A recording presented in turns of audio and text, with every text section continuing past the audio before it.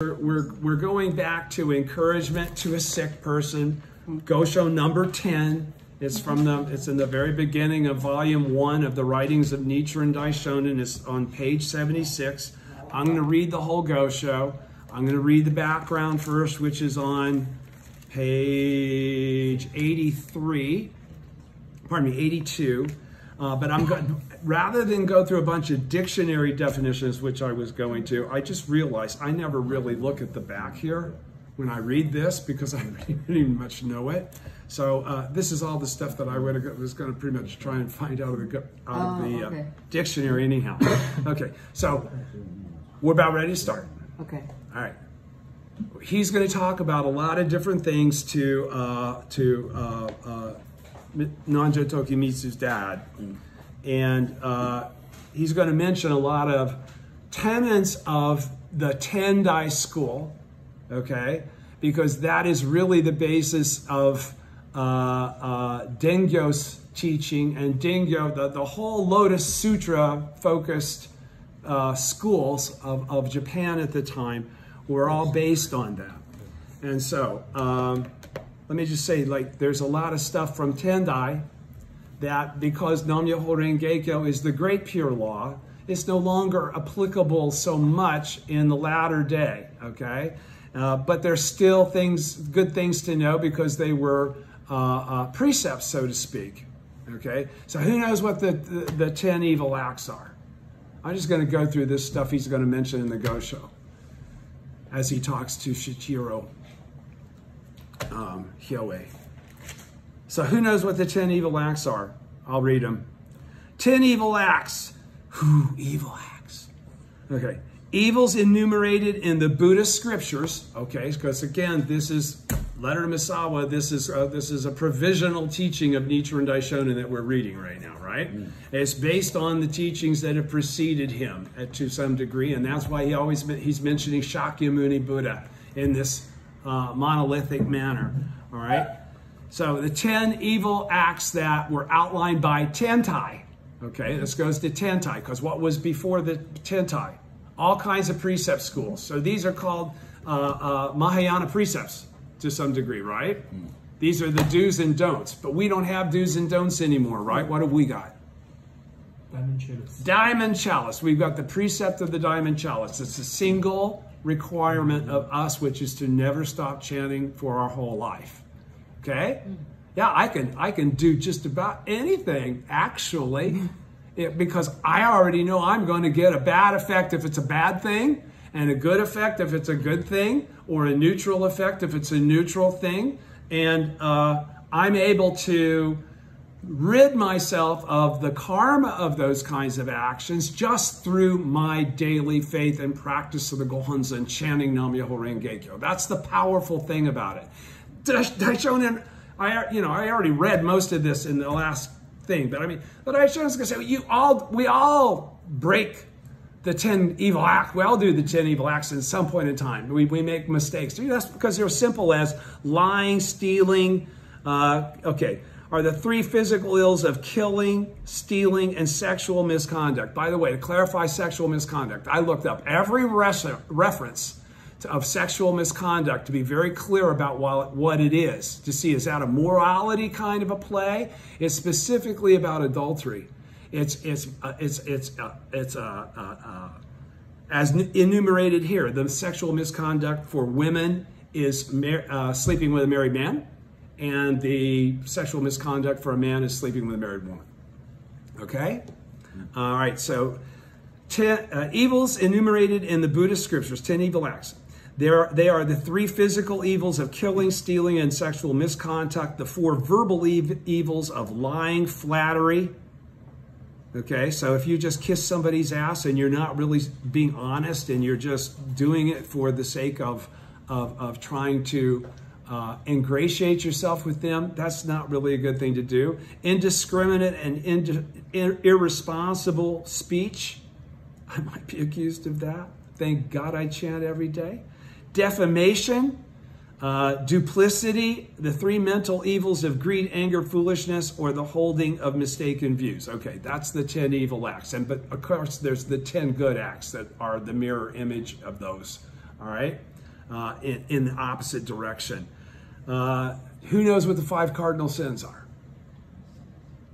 Killing mother, killing father, monk bleeding. Killing an arhat. Killing an arhat, and yeah. 2 more.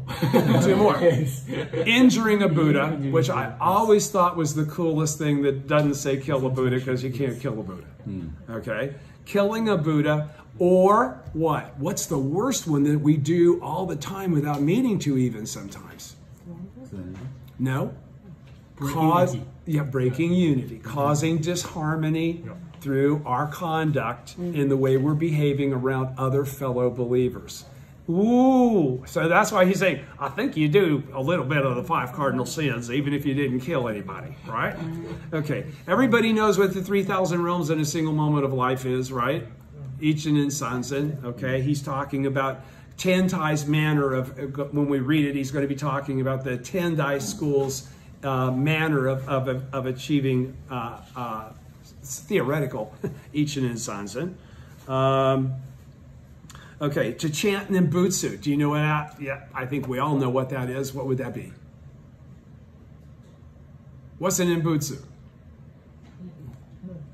Amida, right? So it's Anamu Amida Butsu. That's to chant the Nimbutsu. We don't do that. Yes. No. Okay, and then talking about the originally inherent nature of birth and death. The true nature or reality of birth and death of all living beings as entities one with the mystic law, the fundamental law of the universe.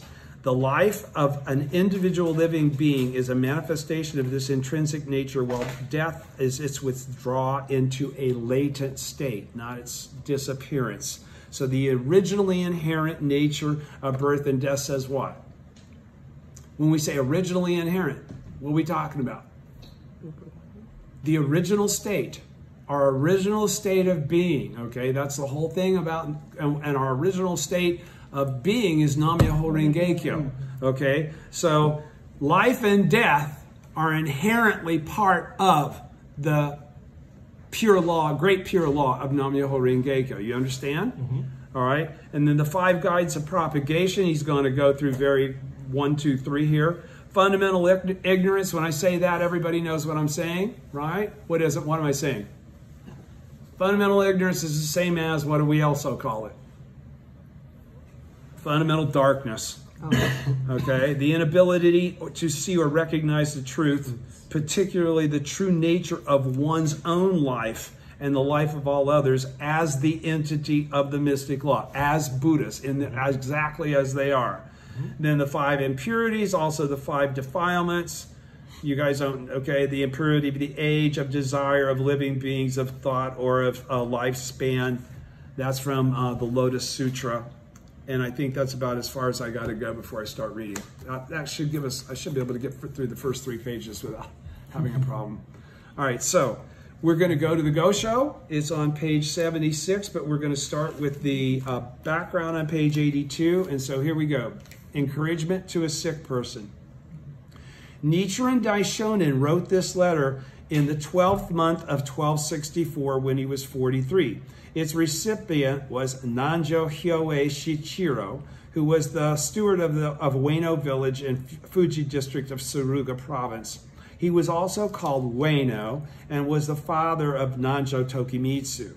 Sometime between 1260 and 1261, or between 1263 and 1264, while on an official tour of duty in Kamakura, he met the Daishonin and was converted to his teachings. However, it appears from this letter that he still retained a lingering attachment to his earlier belief in the Nimbutsu and hesitated to commit himself exclusively to the Lotus Sutra. And some people might try and do that, kind of a straddle the fence. I'm not quite in, I'm not quite out yet. I don't know if this is the real deal. Okay. He says, it says about 1 month had passed since Tojo Kaganobu, the steward of Tojo village in Awa province, had attempted to kill the Daishonin at Komatsubara. The Daishonin had first incurred the enmity of the steward, a confirmed Nimbutsu believer, when he proclaimed his teachings in 1223. Enraged, Tojo had ordered him arrested. that Daishonin had barely managed to escape from the temple that night, remember? Mm-hmm. And I can't think of his two friends that got him out of there right now. But the Daishonin had barely managed to escape, and Dozenbo's the one that got him out of there, his mentor. The Daishonin had barely managed to escape, and since then he had not been able to return to Awa, his native province. In 1264, however, the year after he had been pardoned from his sentence of exile to Izu and had returned to Kamakura, the Daishonin learned that his mother was seriously ill and went to Awa despite the danger to himself. After praying successfully for her recovery, she recovered and lived another 4 years. He remained there and resumed his propagation efforts. On his way to visit a believer named Kudo Yoshitaka, he and his group were attacked by Tojo Kaganobu and his men at Komatsubara. This incident is known as the Komatsubara persecution. Shortly after this incident, which is he's going to describe to Shichiro, he's saying, Shichiro. Shortly after this incident, the Daishonin learned that Nanjo Hyoe Shichiro was suffering from a severe illness and wrote this letter to strengthen his faith. And it was before he had even had his wounds from Komatsubara completely healed. In this letter, the Daishonin sets forth the criteria known as the 5 guides for propagation: the teaching, the people's capacity, the time, the country, and the sequence of propagation. Factors that one must correctly understand and consider in propagating Buddhism. The Daishonin may have formulated the concept of the 5 guides while in exile on Izu, for they are explained in detail in the teaching capacity, time, and country, which he wrote during that period. Elaborating on these 5 criteria in the present letter, he emphasizes the supremacy of the Lotus Sutra over all other teachings and encourages Nanjo Shichiro to completely discard his lingering attachment to his former belief in the Nimbutsu and to arouse single-minded faith in the mystic law. Then the Daishonin briefly describes the Komatsubara persecution, which had taken a month earlier, pointing out that he alone had suffered persecution for the sake of the Lotus Sutra, exactly as the sutra itself predicts. He therefore declares himself to be the foremost votary of the Lotus Sutra in Japan. Now, did you notice, though, what he said there? What he says here in this Gosho? What does he declare himself? He declares himself as the foremost votary of Japan. So this is why this is still the provisional, these are still provisional teachings, because he considers himself as the foremost votary of the Lotus Sutra in Japan. He doesn't see it or perceive it himself as the original teacher of Kuan at this point in time. None of us will. How can you believe that on your path to Buddhahood, towards your path to Anuttara Samyak Sambodhi, that you could really get there, that you're a good enough person to get there? Okay? So always understand that. That's why there's that division that he qualifies in letter to Misawa about those consider everything before Tatsunokuchi as provisional, because Tatsunokuchi's, when he was able to see, I did this, okay? It was his life, okay? And if it was his life, then that means all other lives have that same power. And that's what he began to teach wholeheartedly from that point on, all right? So here we go. Encouragement to a sick person, page 76.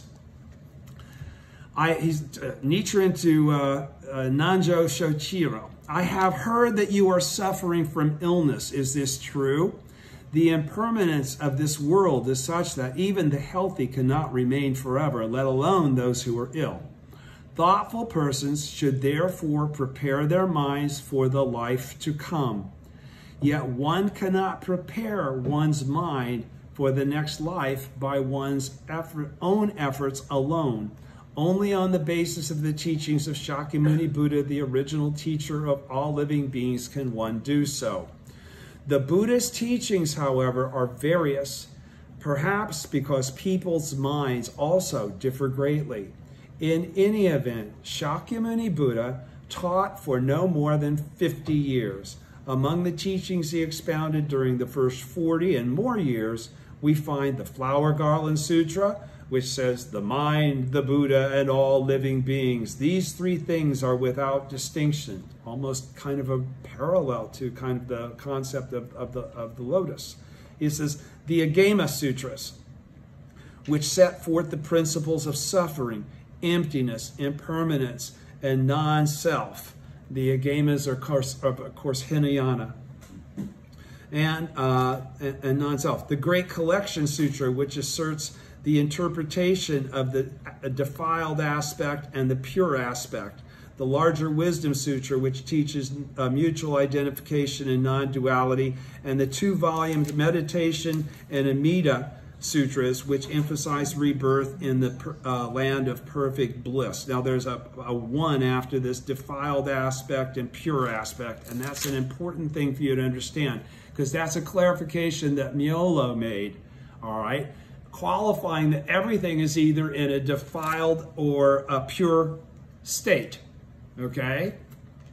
Everything is Nam-myoho Renge-kyo, and it's an element of defilement or delusion. Delusion is a defilement. Do you understand? So let me go to point 1 from the notes. It says, in his Diamond Scalpel, Miolo defines the essence of the Great Collection Sutra as the interpenetration of the defiled aspect and the pure aspect. Listen to what he's saying. The interpenetration of the defiled aspect and the pure aspect. And the essence of the Wisdom Sutras as the mutually as mutual identification and non-duality. Both statements can be interpreted to mean that because all phenomena have emptiness or non-substantiality as their true nature, they are without fixed substance, and thus there is no fundamental separation between delusion and enlightenment, or between ordinary people and the Buddha. So this defiled and the defiled and pure aspect is the reality of human life, of anything. The environment's affected by the people that are in it, right? By the karma of the people. That's what the environment will reflect. So this defiled aspect is not the truth, and the pure aspect is the truth, okay? And that's the distinction. He's saying all of these teachings, continuing at the very bottom of the first column, page 76, all of these teachings were expounded specifically for the purpose of saving all living beings in the former, middle, and latter days of the law. Nonetheless, for some reason of his own, that Daishonin says, I don't know why he suddenly said this. The Buddha declared in the Immeasurable Meaning Sutra, which is part of the threefold Lotus Sutra as we read the Lotus Sutra translated by Burton Watson. It's now the primary text for us to study, those of us that practice the Buddhism of the Sun. So, nevertheless, for some reason of his own, the Buddha declared in the Immeasurable Meaning Sutra, preaching the law in various different ways, I made use of the power of expedient means, but in these more than 40 years, I have not yet revealed the truth. Like a parent who has had second thoughts about the transfer deed he wrote out earlier, and had he ever made that such a pronouncement prior to that? Actually, had he ever made, prior to the Immeasurable Meaning Sutra, when he says in these more than 40 years, I have not yet revealed the truth, did he ever said anything like that in all of his other teachings? No, he had taught them almost like they were all equal, as just different kinds of applications of the same thing based on your intellect or capacity. All right? He says, so in these more than 40 years, I have not yet revealed the truth. So that Daishonin likens what he did then to, it's like a parent who has had second thoughts about the transfer deed he wrote out earlier. The transfer deed being the parents giving his oldest son all the property, right? Shakyamuni looked back with regret upon all the sutras he had expounded during the previous 40 and more years, including those that taught rebirth in the land of perfect bliss, which he's saying this to Najo Shichiro. Why?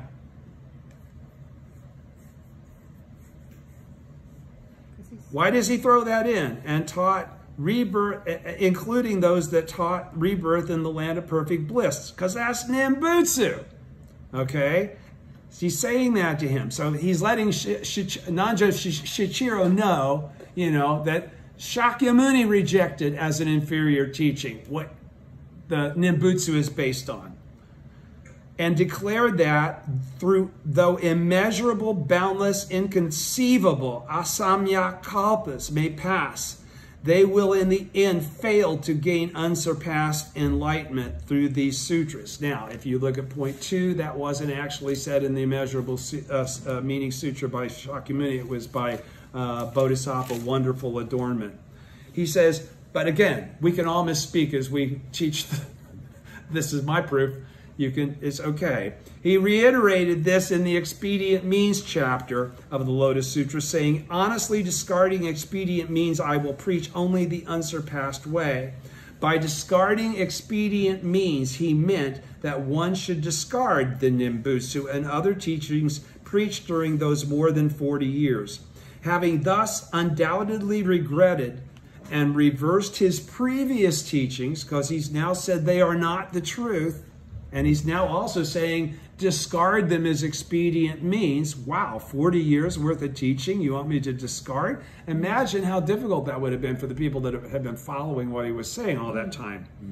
And that's why it took so long for people to embrace the Lotus Sutra. Even though he clearly says, the Lotus Sutra is my highest teaching, people were going like, yeah, but my mama and my grandfather, Having thus undoubtedly regretted and reversed his previous teachings, he made clear his intention, saying, the world-honored one has long expounded his doctrines and now must reveal the truth.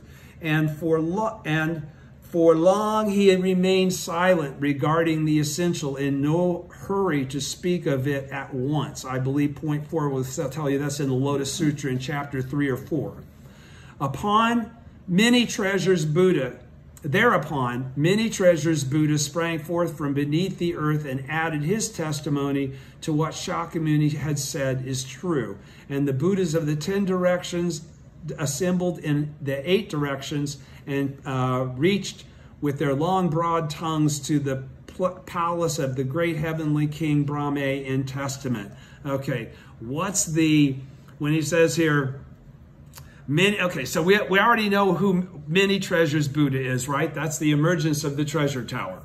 Many Treasures is in it to say everything Shakyamuni's telling you is true, right? This is the beginning of the ceremony in there. This is okay. So he says, and so the Buddhas from the 10 directions assembled in the 8 from the 10 assembly, pardon me. The Buddhas of the 10 directions assembled in the 8 directions. So what is that? I'm just trying to explain all this so it doesn't become gobbledygook when somebody might try to read it someday, okay? So what are the 8 directions? Oh, pardon me, what are the 10 directions? The Buddhas of the 10 directions. What are the 10 directions? You got it. Yeah, all the way. Well, again, it's north, south, east, west, northwest, southwest, east, however, and then up and down. All right, that's the 10. And then the 8 directions is just those north, south, east, west, and then northwest, southwest, okay? The 4 further divisions of the quarters, all right? And reached with their long, broad tongues to the palace of the great heavenly King Brahma in testament. Now, that was all in order to validate this wild stuff that Shakyamuni's now saying this is a whole truth, and this is now the truth, and forget what I said prior to now, that he's declaring the truth. They came there to validate what he's saying, just like Many Treasures had. All the living beings of the 2 worlds and the 8 groups who were gathered at the 2 places and 3 assemblies. So what's the 2 places and the 3 assemblies? The people that were there present for the beginning of the ceremony in the air. When he, okay, so that's the first assembly.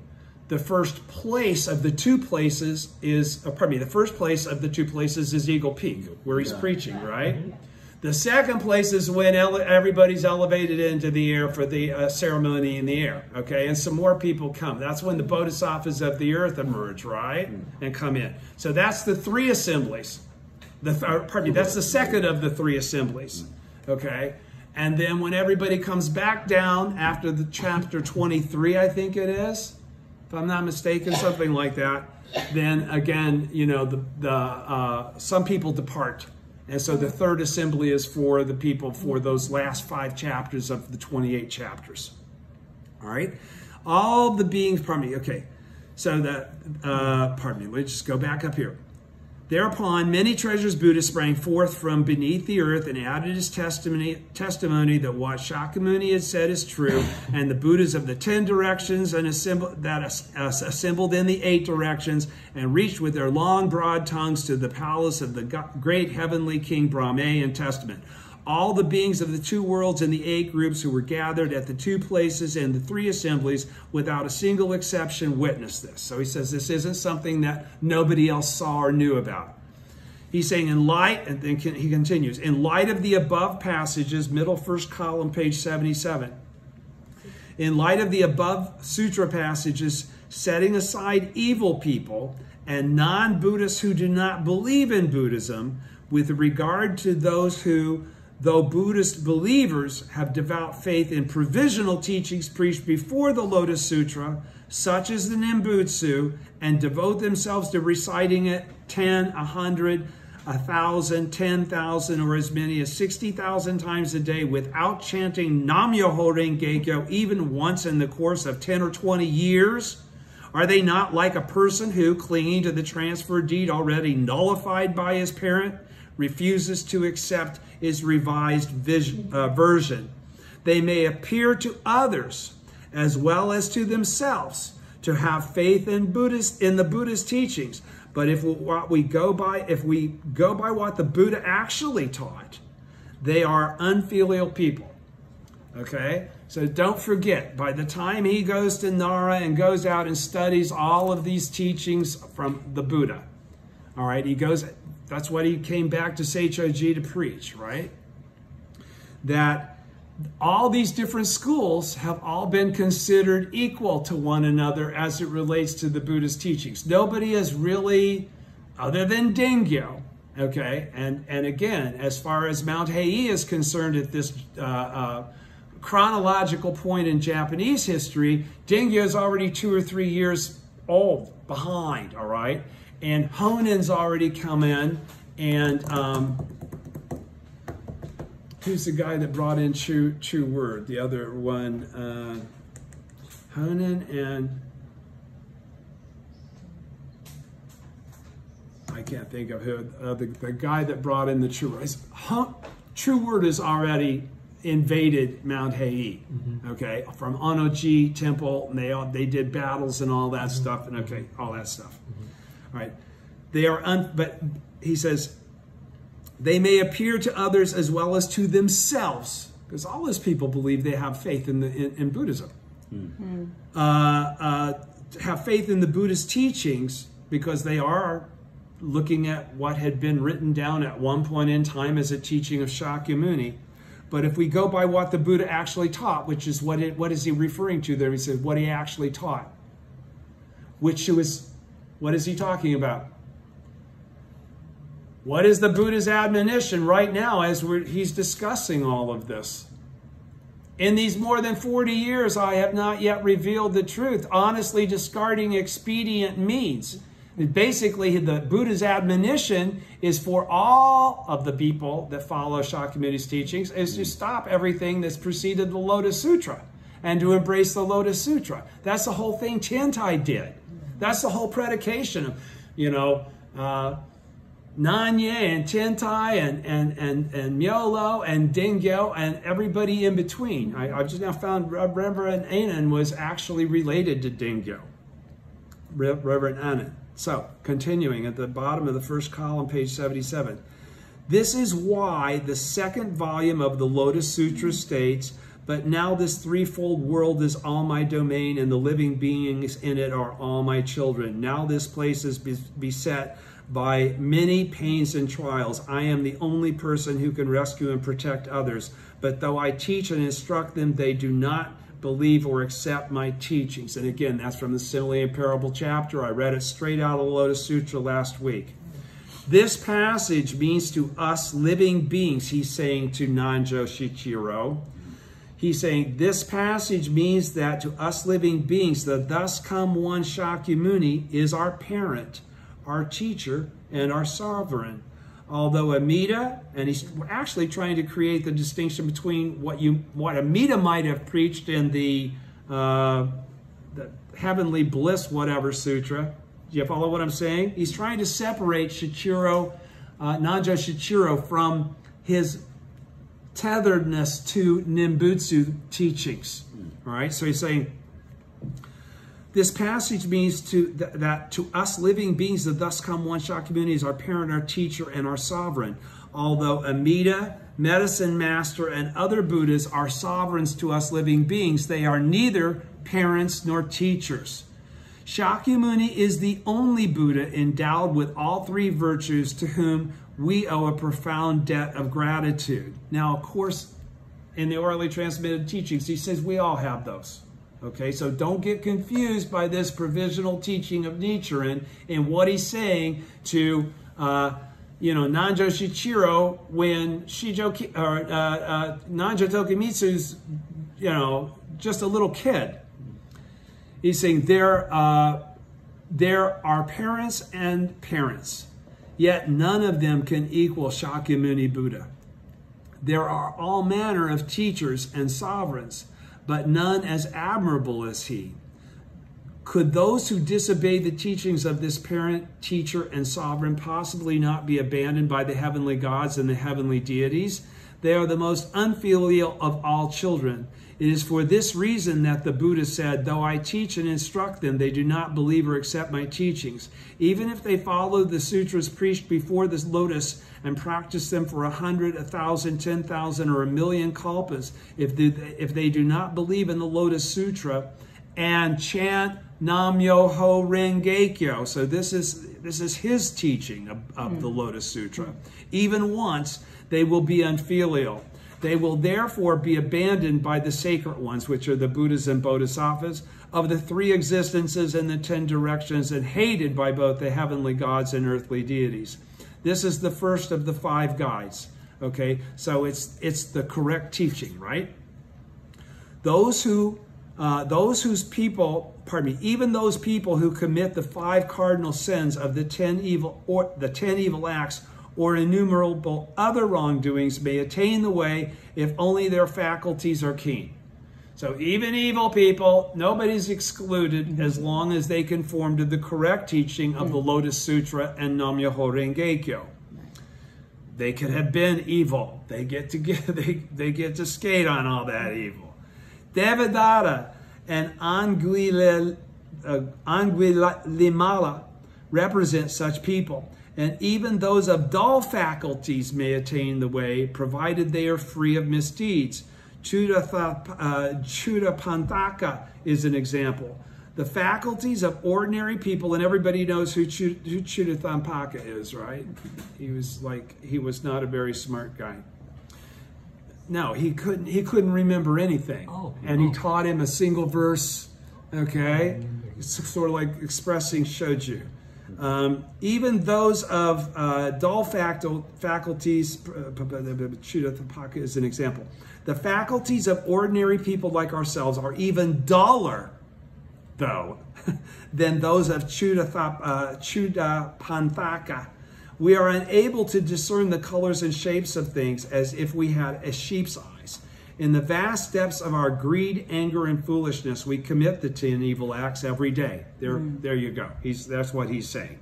And though we may not commit the 5 cardinal sins, we also perpetuate offenses similar to these daily. Okay? So even if you're not killing anybody, you're probably creating disharmony of some sort. Moreover, every single person is, 78, page copy 78, guilty of slander of the law. So he's saying everyone's guilty of slander of the law. I may have used some extreme examples like not chanting when you decided you're going to, but again, as far as I'm concerned, I consider that a slander. But it's not technically a slander of the law. Guilty of slander of the law, an offense exceeding the 10 evil acts or the 5 cardinal sins. Although few people slander the Lotus Sutra with actual words of abuse, there are none who accept it. What it says, reject everything that's preceded this teaching. Some appear to accept the sutra, but their faith in it is not as deep as their faith in the Nimbusa or other teachings.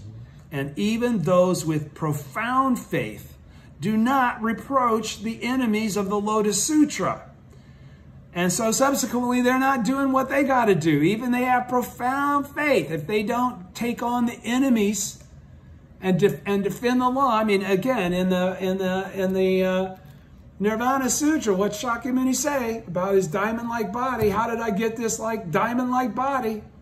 It's from protecting the law. And in the correct age, it's okay to carry swords and sabers and whatever, because there's violence going on. And you have to protect yourself, you and your family, right? We've already all read all this stuff more than once.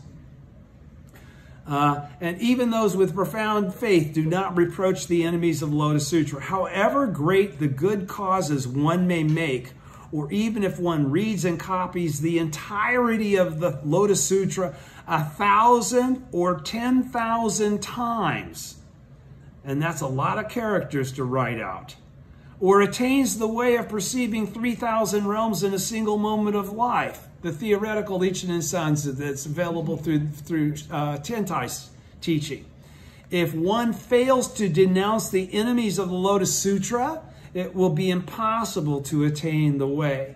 To illustrate it is like the case of someone in the service of the imperial court. Even though he may have served for a decade or two, if he knows someone to be an enemy of the emperor, but neither reports him to the throne nor shows personal animosity toward him, all the merit of his past services will be thereby negated, and he will instead be charged with an offense.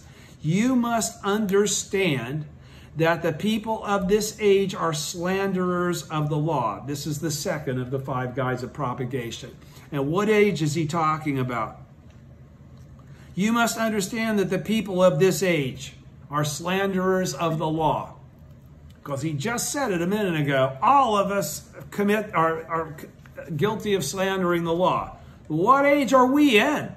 Mapo. Mapo. This is the latter day. That's the age he's talking about. Continuing on page 78.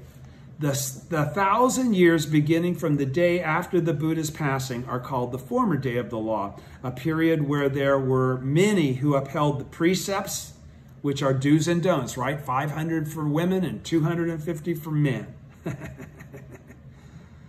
That was kind of not fair. Okay. A period when there were many who upheld the precepts. The people, and people attained the way. People attained enlightenment. The 1,000 years of the former day were followed by the middle day of the law, which also lasted 1,000 years. During this period, many people broke the precepts and few attained the way. The 1,000-year middle day is followed by the 10,000 years of the latter day of the law, what we're in now. During this period, people neither uphold the precepts nor break them. Do you understand? How do you break the precepts? Only by not upholding them. You have to accept the precepts first before they have any consequence. Okay? You have to be doing them for the purpose of your practice. But again, since we don't uphold the precepts, we don't eat nor break them. All right? We don't do do you know the 500 rules for women and 250 rules for men? Oh man, that is like old Buddhism. All right? During the latter age, we're not doing any of that Hinayana shit. Do you understand? That's the agamas that's talking about. Only those without precepts fill the country, because now it's Mapo, an evil age, an age where all are slanderers of the law, he's already said.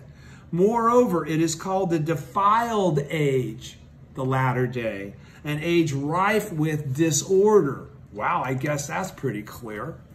It is an uncorrupted age called, in an uncorrupted age called a pure age, wrong is discarded while right is observed, just as crooked timber is planed according to the mark left by a thread stretched tight. During the former and middle days of the law, the 5 impurities began to appear, and in the latter day, they are rampant. And I have those marked here somewhere. I'll go back at the end and mention the 5 impurities for you. They give rise to the great wave of a gale, which not only beat against the shore, but strike each other. The impurity of thought, I guess this is going to talk about the 5 impurities, but one of them is the impurity of thought.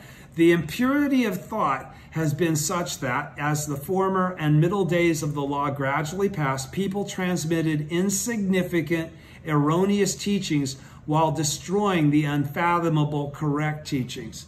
People only teaching based on their own understanding and opinion without honoring the strict interpretation that had preceded them. It therefore appears that more people have fallen into the evil paths because of errors with respect to Buddhism than because of secular misdeeds, like not honestly discarding the truth as they're told to in the Lotus Sutra. That's what he's talking about. That's why Nimbutsu's so bad as he's talking to Nanjo Shinshiro. It isn't the right time to be doing it anymore. All right?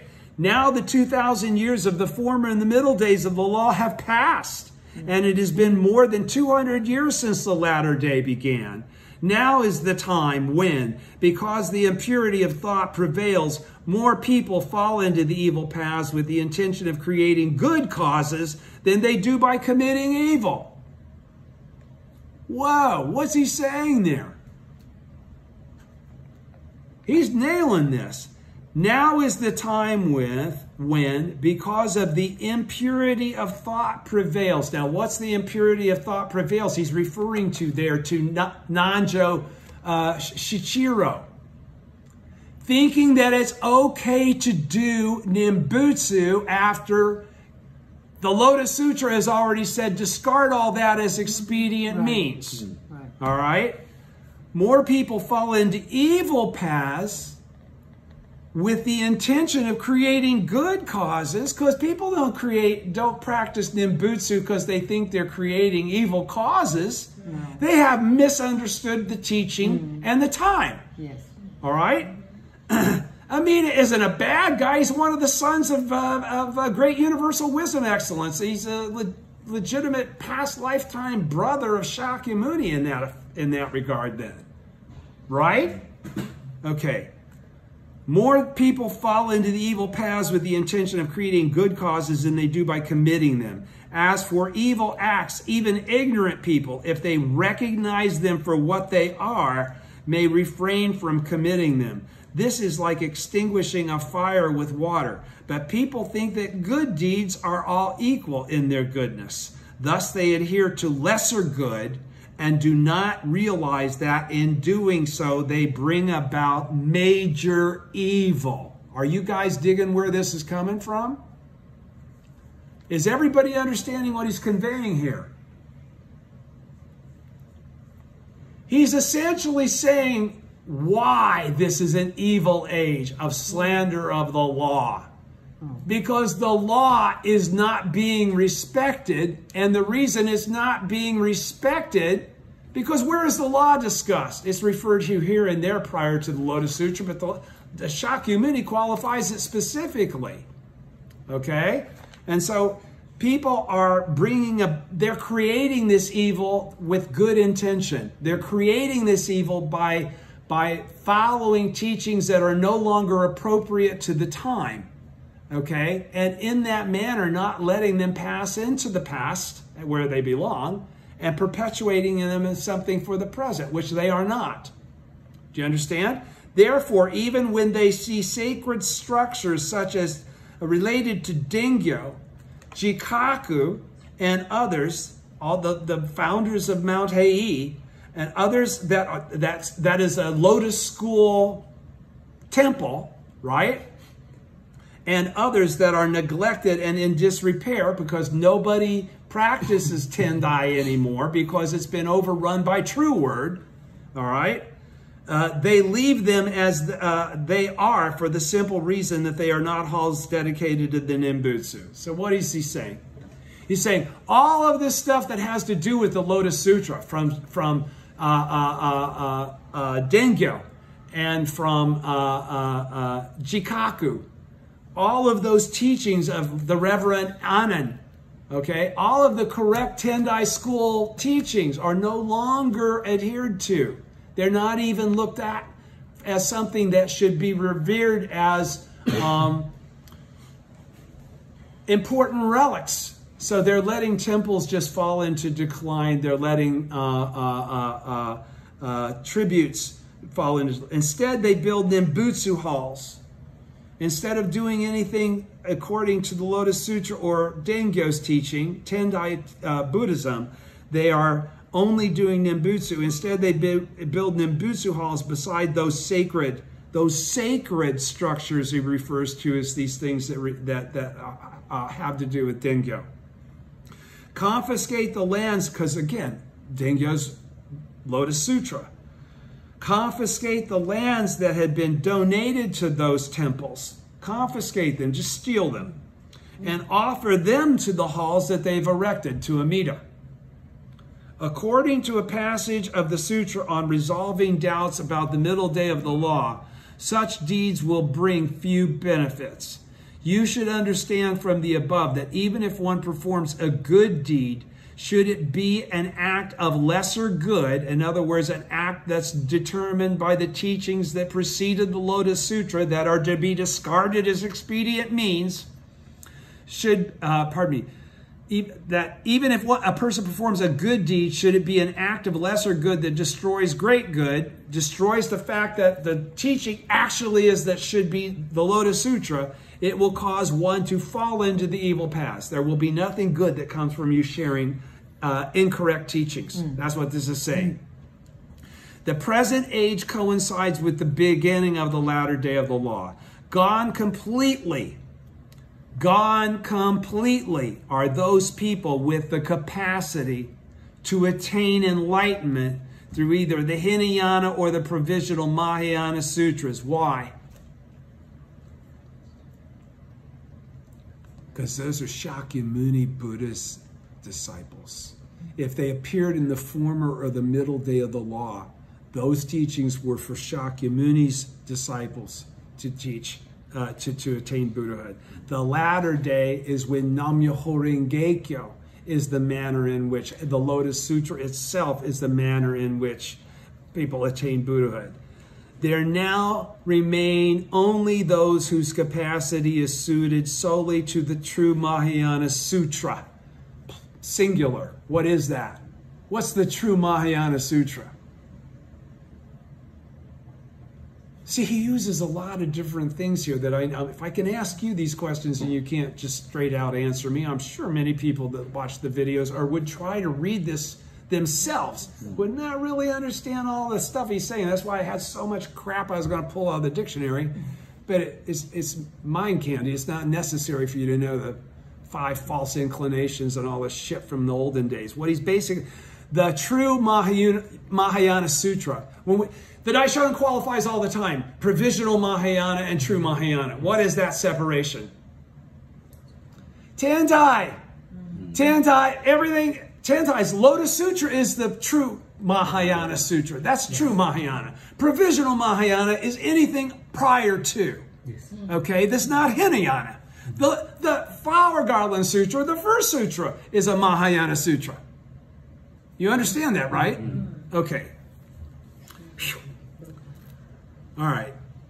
There now remain only those whose capacity is suited solely to the true Mahayana. Solely suited to the Lotus Sutra is what he's saying there.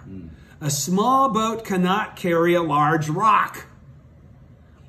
Those who are evil or ignorant are like a large rock, while the Hinayana provisional Mahayana sutras as well as the Nimbutsu are like a small boat. That small boat can't carry the large rock of the people of the latter day. Do you understand? If one tries to cure virulent sores with hot spring baths because the ailment is so serious, such mild treatment will be of no avail. For us in this defiled world of the latter age, embracing the Nimbutsu and other teachings is like working rice paddies in winter. It does not suit the time. This is the third, okay, of the 5 guides of propagation. It's the time. One should have a correct understanding of the country. People's minds, middle of page 79, middle of column 1. One should have a correct understanding of the country. People's minds differ according to their mind. For example, a mandarin orange tree south of the Yangtze River becomes a triple-leaved orange tree when it is transplanted to the north of the Huai River. Even plants and trees which have no mind change with their location. How much more then must beings with minds differ according to the place? So what he's qualifying there, he's given an analogy, and that at that time in 12th century, 13th century Japan, there was a sense that if you transplanted this tree further south, it would suddenly become a different kind of tree. The real analogy here is that everybody is changed by their environment. Everybody is conforms and is affected by their environment. And that's what he's saying. Minds differ according to the land.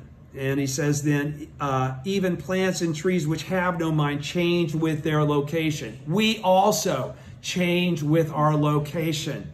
All right. How much more then must beings with minds differ according to the place? So the place, the country, is an important factor in regard to the propagation of the correct teaching. A work by the Tripitaka master Xuanzang called The Record of the Western Regions describes many countries in India. In accordance with the customs of the country, there are ones whose inhabitants are undutiful to their parents and ones where people observe filial piety. In some countries, anger and resentment prevail, while in others, ignorance and foolishness are rampant. We can see that in the world today. Yes. Okay? There are countries devoted solely to Hinayana, others devoted solely to Mahayana, and still others where both Mahayana and Hinayana are pursued. There are countries wholly given over to the killing of living creatures, okay, where they eat meat. Countries wholly given over to thieving, and there's countries where nobody eats meat. Okay, there's the religious or the cultural reasons for that, or whatever they are. There are countries given over wholly to thieving, countries where rice abounds, and countries that produce much millet. The variety of countries is great. Then what teaching should the country of Japan learn if its people are to free themselves from the sufferings of birth and death? He's saying to Nanjo Shichiro, who is really sick, and he's trying to say, do not do any more Nimbutsu if you've been mixing your old religion with the one that I taught you, you're messing up big time. You cannot do that. And I won't say that's why you're sick, but certainly if you want to get well, you need to drop the Nimbutsu. But that's a really difficult thing to do because everybody around you is Nimbutsu. Okay? So he's saying, then what teaching should the country of Japan learn if its people are to free themselves of the sufferings of birth and death? As for this question, the Lotus Sutra states, after the thus come one has entered extinction, I will cause it, the Lotus Sutra, to be widely propagated throughout Jambudvipa, and will see that it never comes to an end. This passage means that the Lotus Sutra is the sutra related to the people of Jambudvipa, the continent of the south. The Bodhisattva Maitreya said, there is a small country in the eastern quarter whose according to the Mahayana. According to this passage from his treatise according to this passage from his treatise, Within Jampadvipa, there is a small country in the eastern quarter where the capacity of the people is especially suited to the Mahayana Sutra. And of course, when the Daishonin is thinking of the world, Columbus has not yet discovered America. Nobody knows about the whole Western Hemisphere, all right? Nobody's really even been to Europe, okay? They've maybe only gotten over as far as the Saudi Arabia and, you know, where we can know Buddhism had spread, okay? And what he's saying here now then, he's referring to Japan. He's saying, hey, isn't it cool that it says, you know, and it's strange that it refers to this small country to the southeast and that's what he's talking about. There is a small country in the eastern quarter whose people are related solely to the Mahayana. And that's what he's trying to explain to Nanjo Shichiro, why you can't do Nimbutsu here. All right? According to this passage from his treatise, within Jampadvipa, there is a small country in the eastern quarter where the capacity of the people is especially suited to the Mahayana Sutra, the Lotus Sutra. Sing Chao wrote, this text is destined for a small country in the northeast. This indicates that the Lotus Sutra has a connection with a country in the northeast. The Reverend Anand stated, all in my country of Japan believe in the Mahayana. That's again, and Reverend Anand is a relative of Dengyo. Eshin said in his Essentials of the One Vehicle teaching, throughout Japan, all people share the same capacity to attain Buddhahood through the perfect teaching. Thus, according to the opinions of the Thus Come One Shakyamuni, Bodhisattva Maitreya, the Tripitaka Master Shuya Soma, the Tripitaka Master Kumarajiva, the Dharma teacher of Seng Chao, the Reverend Anand, and the sage of the former times, Eshin. People in the country of Japan have a capacity suited solely to the Lotus Sutra. That's why he's able to say, the people of Japan only chant Nam-myoho Renge-kyo. Okay? He's saying it's for the entire land of Jampadvipa, but it's got to be based on the time, the country, the capacity of the people, and all those 5 guides of propagation. What he's saying here is, we in Japan have already fulfilled all of the 5 guides of propagation. Do you understand? That's the point. All right. Suited solely to the Lotus Sutra. Those who put into practice even a phrase or a verse of this sutra are certain to attain the way, for it is the teaching related to them because they're here. Their karmic reality validates the fact that they are suited to understand this teaching and chant Nam-myoho Renge-kyo. This may be likened to iron particles drawn to a magnet or dewdrops collecting on a mirror. Other good practices, such as the Nimbutsu, are unrelated to our country. They are like a magnet that cannot attract iron, or a mirror that is unsuitable to gather dew. In other words, you who have gathered here in Japan and you're Japanese, it's your karma that has brought you here. All right? You are suited for the teaching that I am making available to the people of this country. For this reason, Anand stated in his commentary, if it is not the true vehicle, one is doubtless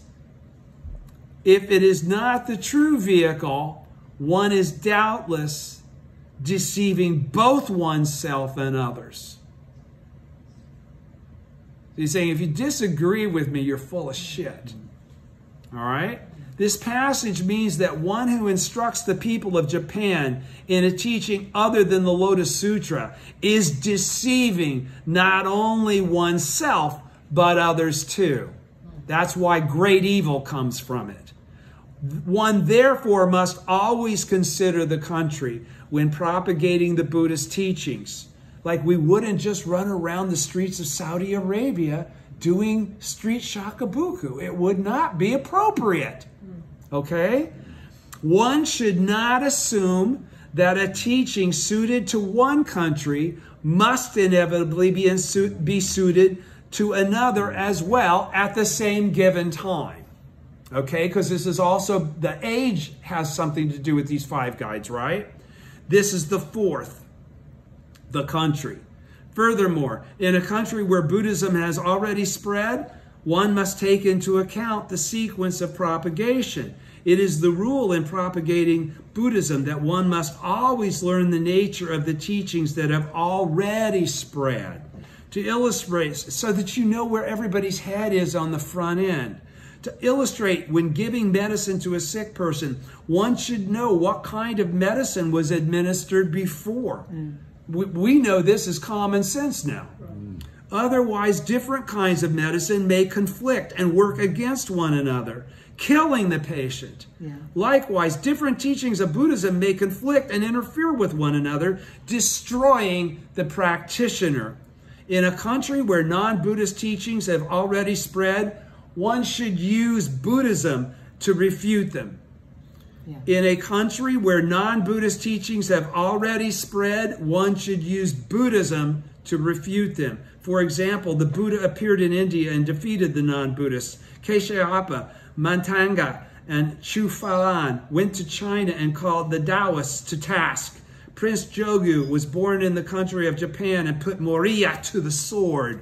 The same principle applies in the realm of Buddhism itself. In a country where the Hinayana has spread, one must refute it by means of the Mahayana Sutras, just as Bodhisattva Sangha refuted the Hinayana teachings upheld by Vasubandhu and converted him. In a country where, because Vasubandhu originally did Hinayana, then he switched to Mahayana. In a country where provisional Mahayana has been propagated, one must refute it with true Mahayana. So what did that just say? In code, but not in code, because he's already explained what this means. In a country where provisional Mahayana has been propagated, one must refute it with true Mahayana, just as the great teacher Tiantai Chi defeated the 3 schools of the south and the 7 schools of the north in China. Guys, where do we live? Do we live in a Hinayana country? No. We're just like Japan. We are very well suited for this teaching. Teaching this teaching here is not like it would be if we tried to teach this teaching in the United States. In all fairness, people of the United States are already corrupted with Christian thought through and through. And they have to overcome and be able to discard that. Here, people are raised from, even if it's the wrong Buddhism, at least it's Buddhism. This is what this is trying to say. Do you get? Okay, so, just as the great teacher Tiantai Chi defeated the 3 schools of the south and the 7 schools of the north in China. As for the country of Japan, it has now been more than 400 years since the 2 schools of Tendai and True Word were propagated. Okay, since Ono-ji oh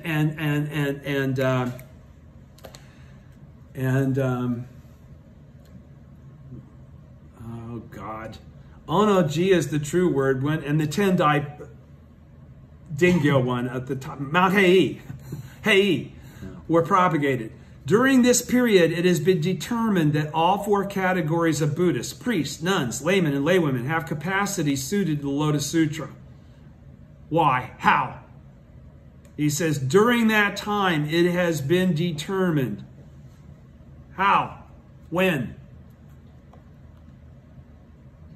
Dingyo in the ordination platform. Dingyo in front of Emperor Kumu or Kame or whoever it was, said, you know, rather than go fight, why don't you just take them on and debate? And he Dingyo defeated all the other schools in Japan.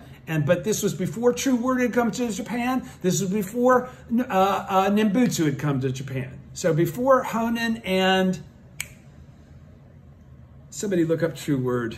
Who brought True Word to Japan? It's driving me crazy. I'll look it up some other time. All people, it continues in the middle of 2nd column, page 80. All people, whether good or evil, wise or ignorant, are endowed with the benefit of the 50th hearer. All can attain Buddhahood in their present form. They are like the Kunlun Mountains, where no worthless stone is to be found, or the mountain island of Penglai, where no harmful potion is known. Within the past 50 or so years, however, a man of flagrant slander named Honan has appeared. Okay, in the last 50 years is when Nimbutsus come along. He deceived all the people by showing them a stone that resembled a gem, and persuading them to discard the gem they already possessed in favor of it. Okay, so because of Dingo, the emperor had already proclaimed Lotus Sutraville here in Japan, right? Okay, new emperors, new times, new teachers come from China. The dude that did the true word that started Ono-ji, and then again Honan with Nimbutsu. So he's saying he persuaded them to leave true Mahayana and embrace provisional Mahayana. This is what the 5th volume of Great Concentration and Insight means when it says they revere shards and rubble, looking on them as bright gems. All the people are clutching ordinary rocks in their hands, convinced that they are precious gems. He's saying the Nimbutsu is worthless and you're throwing away the Lotus Sutra. Okay, that's what all that has been saying. That is to say they have discarded, I didn't know I was going to say this. That is to say they have discarded the Lotus Sutra to chant the name of Amida Buddha.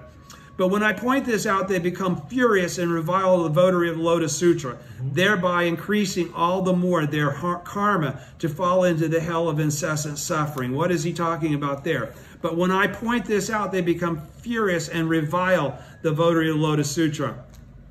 They revile me, Nichiren, as I try to help them out and save them from the hell of incessant suffering doing Nimbutsu when they should be doing the correct teaching.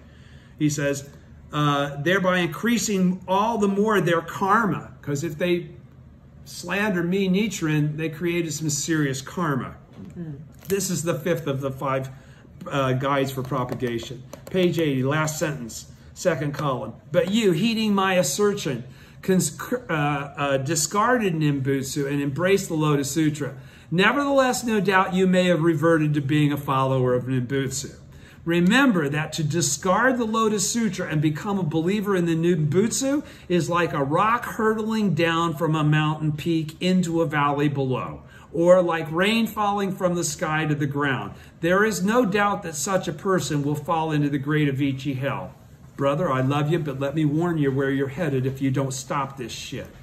Those related to the sons of the Buddha, great universal wisdom excellence, had to spend major world system dust particle kalpas there, and those who received the seeds of Buddhahood in the even more remote past had to spend numberless major world system dust particle kalpas there. This was because they met with companions of great evil and discarded the Lotus Sutra, falling back into provisional teachings such as Nimbutsu. As the members of your family seem to be Nimbutsu adherents, they certainly must be urging it upon you. This is understandable since they themselves believe in it. You should regard them, however, as people deluded by the followers of the diabolical Honan. Arouse strong faith and do not heed what they say. It is the way of the great the great devil to assume the form of a venerable monk or to take possession of one's father, mother, or brother in order to obstruct happiness in one's next life. Whatever they may say, however, cleverly they may try to deceive you into discarding the Lotus Sutra. Do not assent to it. Stop and consider, last paragraph, first column, page 81. Stop and consider if the passages of proof offered to support the claim that the Nimbutsu does, in truth, lead to rebirth in the Pure Land were reliable, then in the past 12 years during which I have been asserting that Nimbutsu believers will fall into the hell of incessant suffering, would they have consistently failed to reproach me? Though I spoke out everywhere possible, I blew that. Listen to what this is saying. Because this is also how I know I can say what I say about Nichiren Shoshu. Because everything I said about Nichiren Shoshu has not come back to bite me in the ass or destroy my life in any way, shape, or form. Okay? That's how I know. Because of this kind of thinking. Stop and consider if the passages of proof and Nichiren Shu, I don't even have a problem doing that.